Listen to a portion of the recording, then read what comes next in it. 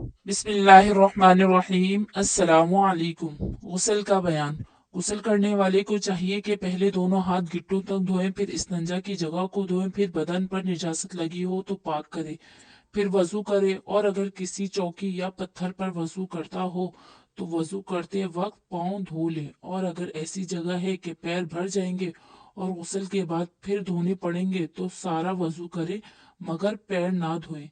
फिर वजू के बाद 3 मरतबा अपने सर पर पानी डाले, इस तरह के सारे बदन पर पानी बह जाए, उस जगह से हटकर पाक जगह में आए और फिर पैर धोएं। और अगर वजू करते वक्त पैर धो लिए हों तो अब धोने की हाजत नहीं। पहले सारे बदन पर अच्छी तरह हाथ फेर ले, तब पानी बहाए, ताकि सब जगह पानी अच्छी तरह पहुंच जाए, कहीं सूखा ना रहे। गुस्ल का तरीका यह है जो अभी मैंने बताया। इसमें बाज चीजें फर्ज हैं और बाज चीजें सुन्नत हैं। गुस्ल के 3 फर्ज हैं। नंबर 1, इस तरह कुली करना कि सारे मुंह में पानी पहुंच जाए। नंबर 2, नाक में पानी डालना जहां तक नरम जगह है। नंबर 3, सारे बदन पर पानी पहुंचाना।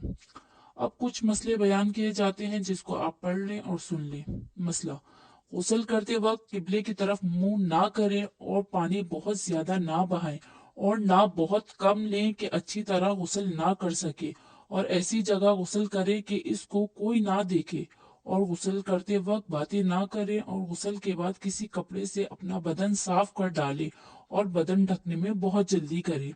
मसला: अगर तन्हाई की जगह हो जहां कोई ना देख पाए तो नंगे होकर नहाना भी दुरुस्त है, चाहे खड़े होकर नहाए या बैठकर, और चाहे गुस्ल खाने की छत फटी हो या ना फटी हो, लेकिन बैठकर नहाना बेहतर है।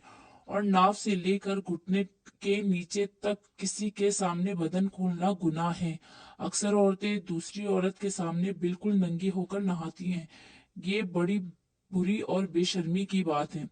जब सारे बदन पर पानी बहा ले और कुल्ली कर ले और नाक में पानी डाल ले तो गुस्ल हो जाएगा, चाहे गुस्ल करने का इरादा हो या ना हो। तो अगर पानी बरसते में ठंडक की गर्ज से खड़ा हो गया या हौज वगैरह में गिर पड़ा और सब बदन भीग गया और कुल्ली भी कर ली और नाक में पानी डाल लिया तो गुस्ल हो गया। नहाते वक्त कलमा या और कोई दुआ ना पढ़ना बेहतर है। अगर बदन में बाल बराबर भी कोई जगह सूखी रह जाएगी तो गुस्ल ना होगा। इसी तरह अगर गुस्ल करते वक्त कुल्ली करना भूल गया या नाक में पानी नहीं डाला तो भी गुस्ल नहीं हुआ। अगर गुस्ल के बाद याद आए कि फलानी जगह सूखी रह गई थी तो फिर से नहाना वाजिब नहीं, बल्कि जहां सूखा रह गया था उसी को धो ले। और अगर कुल्ली करना भूल गया तो अब कर ले। अगर नाक में पानी ना डाला हो तो अब डाल ले।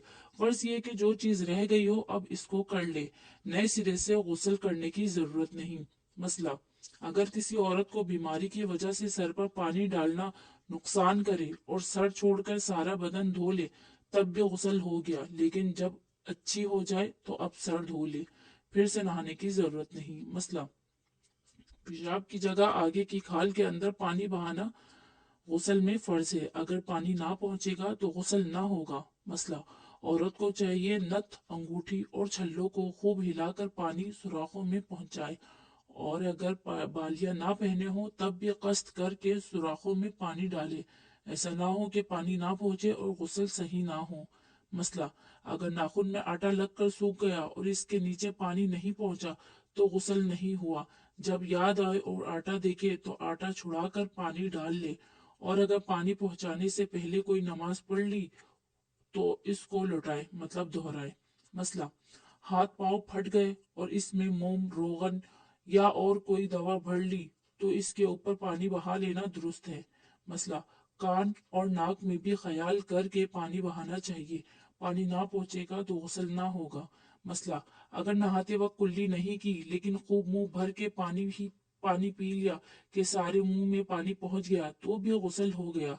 अलबत्ता अगर इसी तरह पानी पिए के सारे मुंह में पानी ना पहुंचे तो ये पानी काफी नहीं, कुल्ली कर लेना चाहिए।